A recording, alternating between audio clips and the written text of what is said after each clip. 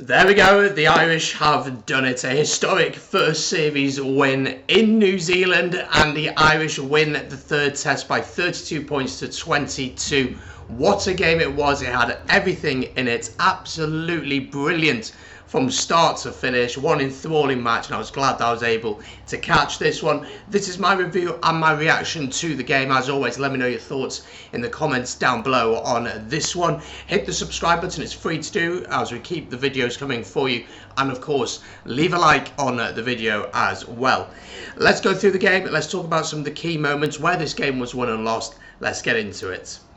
So first of all, Ireland. It was all Ireland in that first half, and right from the get-go, their intensity, the pressure they were putting the All Blacks under, the way they were carrying the ball was so effective that this All Blacks team was really struggling to get going, and it was absolutely brilliant from this Irish team. And they got a penalty early on in the 22 of New Zealand and made a brave choice to turn down the 3 points, which would have been a simple kick for Johnny Sexton, and they went to the corner. And off that driving maul, they went through the phases, and Josh van der Flier, 4 minutes into the game, crashes over to give Ireland another early try in this series, something that's become a bit of a theme in this one for them. And for the first 20 minutes, it really was just all Ireland. New Zealand with a number of errors, which became a theme and a pattern for most of the game, if we're being totally honest. But really, really impressive from the Irish, picking and going, understanding when to play and when to kick. And their kicking game throughout the day was pretty good as well. 23 minutes into the game, it's a penalty for New Zealand. Sexton not rolling away. Geordie Barrett kicks that one over to make the score 3 points to 5. But 27 minutes into the game, only 4 minutes after that penalty to New Zealand, Ireland extend their lead with a try. A driving maul, penalty advantage. They go through the hands. James Lowe finds Hugo Keenan, who crosses over, and Sexton converts it to make it 12 points to 3. And in my notes at this point, about half an hour into the game, I wrote down ill discipline costing New Zealand, sloppy penalties, things like being offside when there's no need to be in that position, slow to get back to where you should be, not rolling away. A lot of that is down to the brilliance of the Irish team, but the ill discipline from the All Blacks was really, really costing them. And that ill discipline gave Ireland another penalty, meaning that they led at about halfway, about half an hour into the game, 15 points to 3.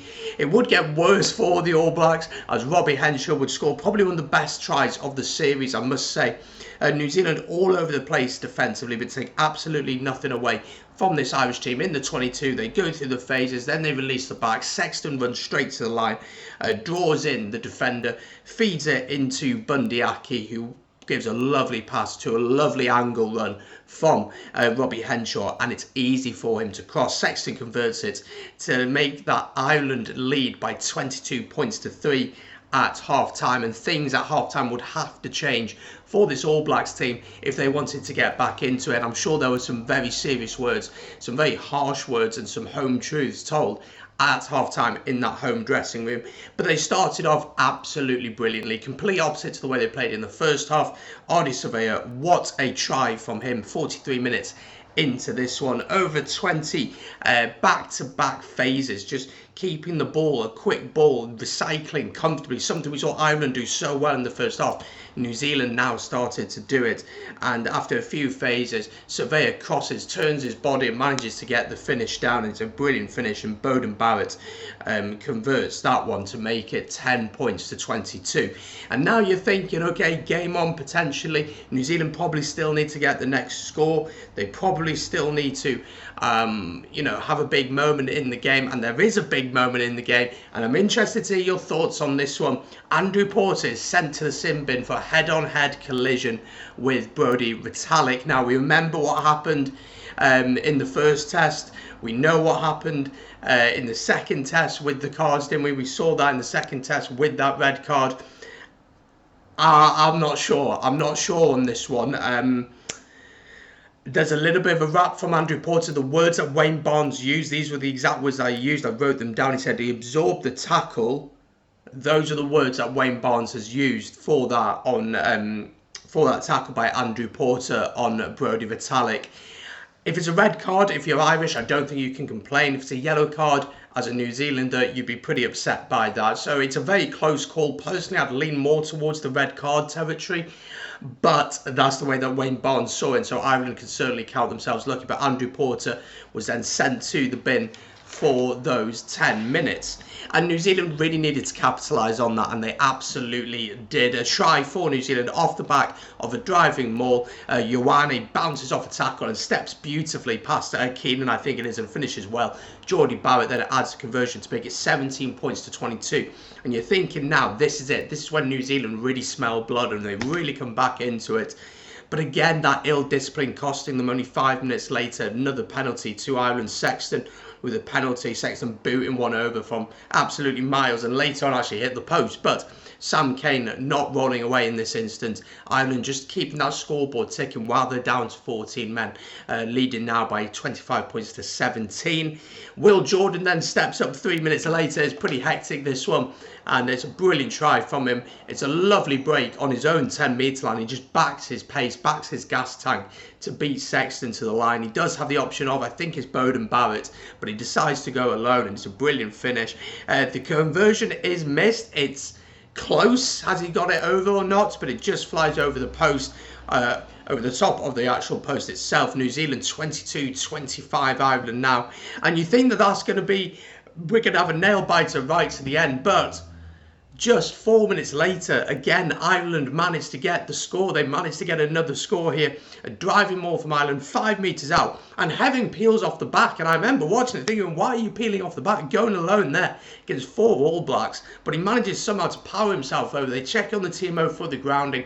But the grounding is good. And that is the try that really just cements the win for Ireland. And a series win, a first series win. And what a win it is for them. That was 64 minutes. And then from then on, it's New Zealand trying to push, trying to get the tries. They just couldn't quite find a way. A few knock-ons here. A neck roll by Sam Whitelock, which really caused disruption to their momentum.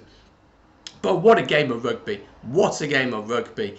And incredible to see that standard being played throughout. Ireland in the first half were absolutely brilliant. Probably one of the best performances I've seen from an Irish team in my lifetime.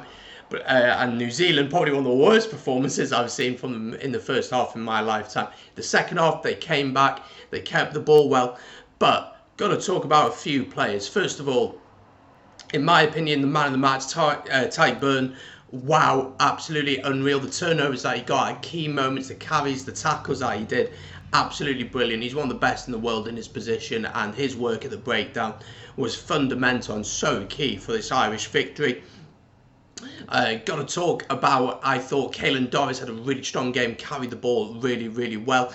For New Zealand, a really frustrating game. They'd have looked at that first half and wondered what could have been if they'd have sorted things out in that first half, and those ill disciplines, those mistakes. But it shows the quality that they have, that they were able to come back. But you shouldn't be putting yourself in that position, because Ireland are a very good side. They're one of the best teams in the world, and you can't give them that lead at half time, even if you're at home, even if you know that stereotypically you're the best team in the world. You can't give them that leadway, and that's what cost them. And it's going to be interesting now to see what happens with New Zealand. Of course, they have the Rugby Championship coming up in just under a few weeks time, 2-3 weeks until that. We'll cover that on the channel.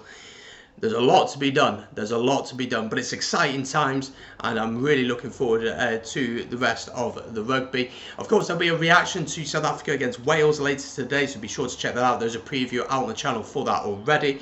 But that is it from me. Let me know your thoughts on this one. Where was the game won and lost? What do you think should happen next with both teams? And of course, if you have enjoyed, hit the subscribe button and leave a like. It's massively appreciated. And I will see you soon here on BS Rugby. Take it easy and peace.